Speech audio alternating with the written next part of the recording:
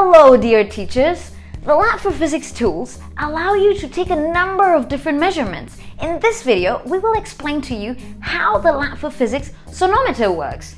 The Sonometer tool allows you to capture and record any sound and then analyze the graphic representation of that sound. Let's open the Sonometer. Like all the Lab4Physics tools, the Sonometer gives us two options. The first is new measurement, which will allow you to experiment as many times as you want. And the second is saved results, where you will find all the saved measurements you've done previously in chronological order. This is the home screen for the Sonometer, where we will take two measurements. In the first, we will analyze a sound made by a tone generator. In the second, we will record the sound of a specific note from a flute. To begin the first measurement, we will use another device to emit a specific frequency, in this case 440 Hz. To take that measurement with the Sonometer, we will need to press the Go button, Go, make the sound, and then press Stop. The tool will give us a graph of intensity versus time for the sound. As with all the graphs in the app, you can zoom in on the graph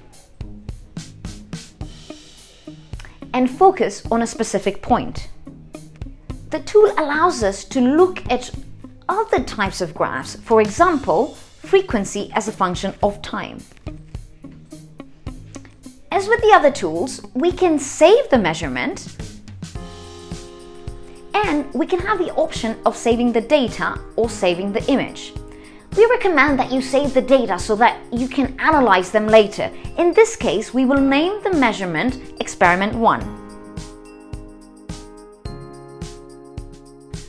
For the second measurement, we will play a note, Do, on the flute.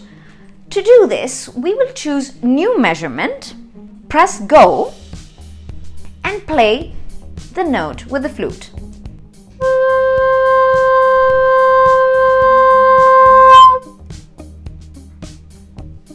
To finish up, we press Stop and save the measurement, calling it Experiment 2.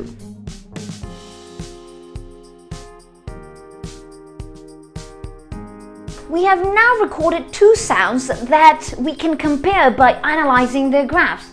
This is just one example of an experiment you could do using the Sonometer tool. We invite you to think beyond this experiment to come up with extensions that will help you push your students' thinking. For example, you can use the microphone on your device, record different sounds, and then analyze their characteristics.